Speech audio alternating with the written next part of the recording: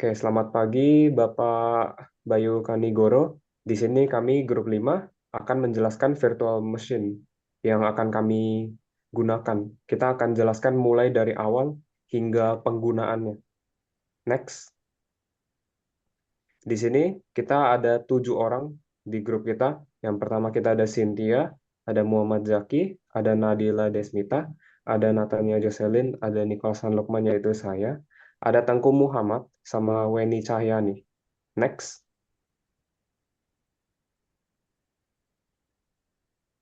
Untuk virtual machine ini akan dijelaskan oleh teman saya terlebih dahulu.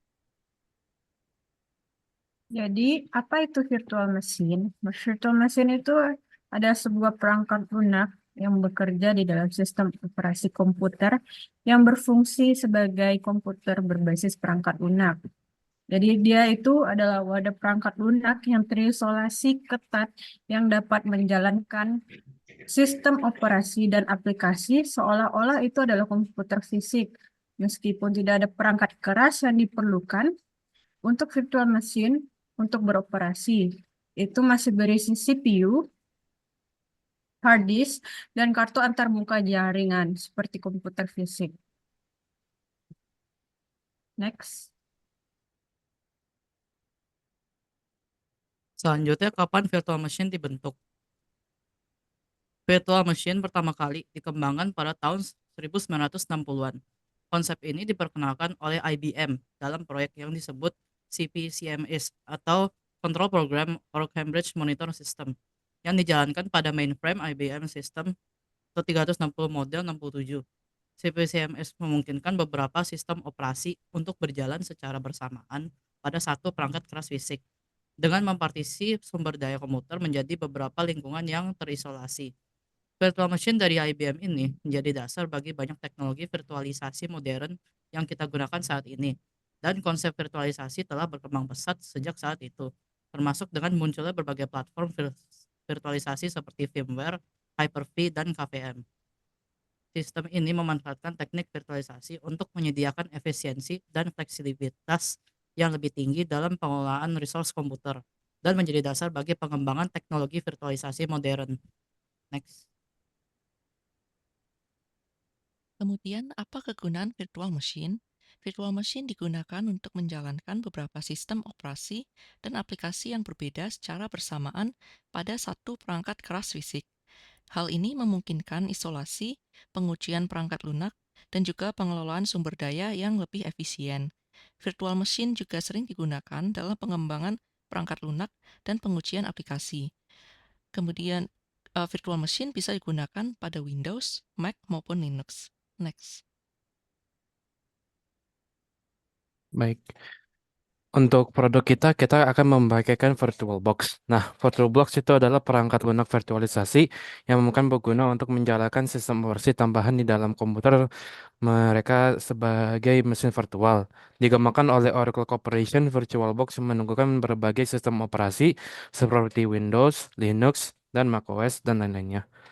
Dengan penggunaannya VirtualBox, pengguna dapat menguji perangkat lunak, mengembangkan aplikasi, atau menjalankan program dalam lingkungan terisolasi tanpa mengganggu sistem operasi utama. Ini sangat berguna untuk mengembangkan perangkat lunak, pengujian keamanan, dan penggunaan aplikasi lintas platform.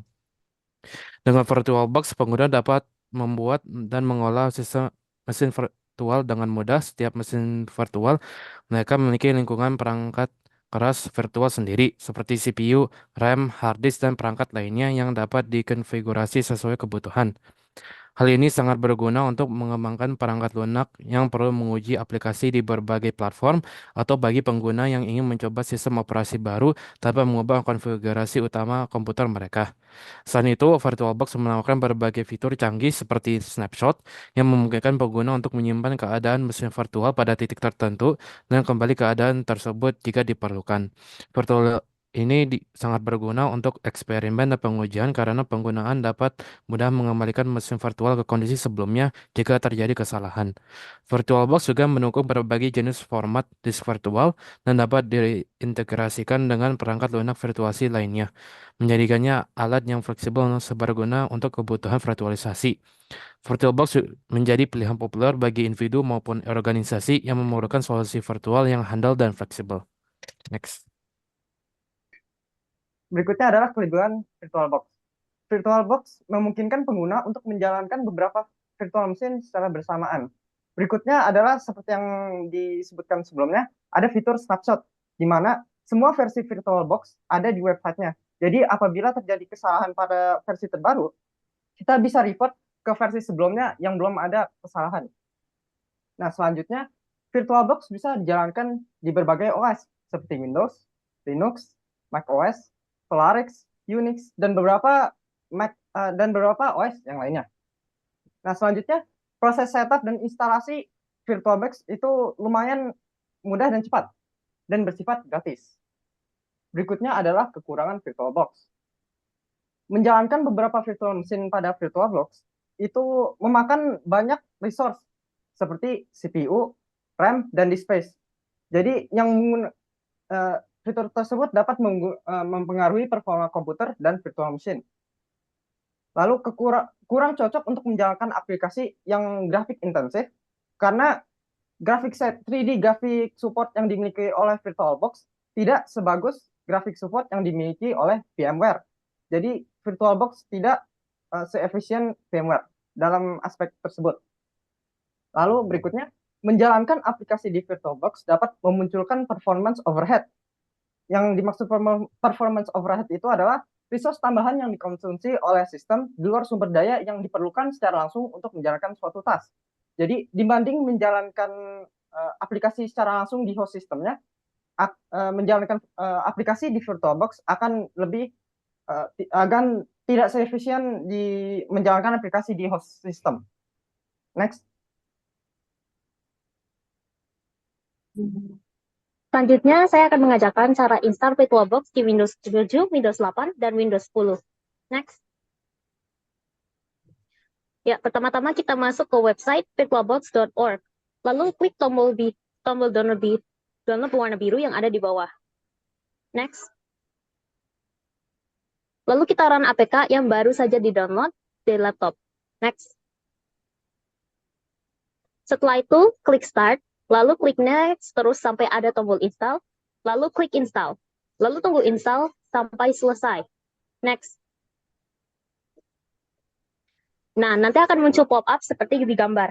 Aplikasi ini wajib diinstal untuk VirtualBox karena dia akan membuat virtual adapter untuk VirtualBox. Jadi langsung klik install saja. Next. Ini opsional, tapi untuk mengecek apakah instalasi sudah berhasil, bisa kita klik tanda jaringan di pojok kanan bawah layar, lalu klik Open Network and Sharing Center. Klik Change Adapter Settings. Harusnya ada network bertulisan VirtualBox Host Only Network. Next. Setelah instalasi selesai, klik Finish saja. Next. Nah, VirtualBox sudah terinstall dan siap digunakan.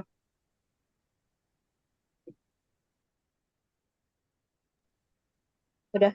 Selanjutnya, penggunaan VirtualBox ini akan dijelaskan oleh saya. Kita sudah tahu VirtualBox sendiri atau virtual mesin umumnya itu digunakan untuk menciptakan virtualisasi terhadap OS yang sekarang kita gunakan. Jadi akan saya simpulkan dari awal. Pertama, kita create virtual mesin. Kita sebelum meng-create virtual mesin, kita juga harus nge-consider RAM yang kita memiliki, seberapa besar yang kita miliki sekarang, karena VirtualBox ini adalah aplikasi yang cukup berat untuk menciptakannya. Dan kita juga harus ciptakan virtual hard disk. Jadi saat kita ngedownload sesuatu di virtuality-nya kita, barang yang di-download itu akan tersave kepada virtual hard disk kita, instead of hard disk ya, asli kita. Dan selanjutnya kita akan memilih juga lokasi yang akan kita gunakan dan seberapa besar virtual hard disk yang akan kita gunakan. Next. Setelah di-download VirtualBox-nya, nanti kita akan bisa diprompt-kan untuk download apa aja yang kita inginkan, seperti Linux, Unix, Ubuntu, atau yang lain-lain. Di sini saya akan gunakan contoh Ubuntu sebagai contoh untuk dipermainkan. Next. Nah, UI Ubuntu sendiri tampaknya sangat minimalis, sama seperti Windows umumnya. Kita telah menciptakan virtualisasi di dalam Windows. Kenapa saya tidak menggunakan Windows di kiri dan Ubuntu di kanan? Karena tidak ada orang yang menggunakan dua OS secara pengerjaan mereka. Nah, kalau untuk Windows sendiri kita tahu biasanya kita menggunakan web browser seperti Google Chrome, Microsoft Edge, dan di sini kita bisa lihat di kirinya sana, yaitu ada Firefox sebagai default web browser yang bisa kalian gunakan adalah Microsoft Edge. Di sini Ubuntu kita gunakan web browser yaitu Firefox. Di bawahnya Firefox itu adalah LibreOffice, itu sama seperti Microsoft Office yang kalian sebutkan seperti Microsoft Word, Microsoft PowerPoint, Microsoft Excel. Ya, itu sebuah productivity software. Kita bisa gunakan spreadsheet atau presentation di dalam LibreOffice itu. Untuk emailnya sendiri, dalam Ubuntu kita gunakan Thunderbird. Thunderbird ini sendiri adalah sesuatu email yang sangat unik dan hampir tidak ada yang gunakan. Saya tidak pernah dengar sebenarnya. Tapi Ubuntu sendiri memiliki default email client yaitu Thunderbird. Di bawahnya Thunderbird ada Rhythmbox, yaitu musik player umumnya. Yang kita gunakan adalah musik. Dalam Ubuntu, defaultnya adalah Rhythmbox. Di bawahnya ada dokumen seperti biasa, Ubuntu application, dan di bawahnya itu ada about dan recycle bin. Kalian akan bertanya yang oranye di bawahnya si dokumen itu apa ya? Itu adalah Ubuntu Store. Kita bisa download sesuatu melewati sana doang. Seperti download game, download Unity atau download apapun, atau download YouTube atau download kita bicarakan download sebuah aplikasi yang akan kita gunakan. Itu apa aja bisa dilakukan di Ubuntu juga. Sama seperti Windows, ini tidak ada bedanya sama sekali. Nah, tapi kalau kita ditanya, kenapa orang memiliki Ubuntu? Kenapa orang memilih Windows? Kenapa orang memiliki iMac? Kenapa orang memiliki OS-OS yang berbeda-beda? Sendiri akan saya jawab, Ubuntu itu adalah sebuah virtualisasi yang sangat jarang dipakai. Sehingga kalau kita bandingkan dengan Windows, Windows itu sudah banyak yang pakai. Jadi rentan terhadap malware. Sedangkan Ubuntu ini akan sangat susah untuk diserang malware. Ditambah penggunanya yang dikit, saat melakukan update dengan sering-seringnya tidak ada akan masalah yang muncul berseringan seperti Windows. Kita bisa lihat Windows 10 ke Windows 11 adalah downshift terhadap Windows. Sedangkan Ubuntu melakukan update sering-sering, itu tidak ada apa-apanya karena Ubuntu sendiri sangat jarang dipakai. Kalau ditanya sekuritas, security yang kita memiliki, Ubuntu jauh lebih aman daripada Windows. Sama seperti Linux, dia adalah OS yang lebih aman ketimbang Windows yang umumnya kita pakai. Nah, sekarang kita akan nge-shutdown dia dan balik kepada Windows. Kalian akan bertanya setelah masuk virtualisasi, gimana cara matikan virtualisasi ini? Next. Kalian bisa tekan mesin di atas itu, dan di situ akan diberitahu. Ada banyak hal, seperti setting, take snapshot. Setting itu seperti ngelihat spesifikasi kita, take snapshot itu sama kayak print screen. Session information sama show log itu sama. Mereka untuk melihat apa yang telah kita lakukan di virtualisasi. Pause itu artinya kita pause Ubuntu-nya, barangkali kita mau melakukan sesuatu di Windows. Reset adalah kita reset satu semua Ubuntu kita menjadi default gini lagi bila kita sudah melakukan sangat banyak hal. Dan ACPI shutdown.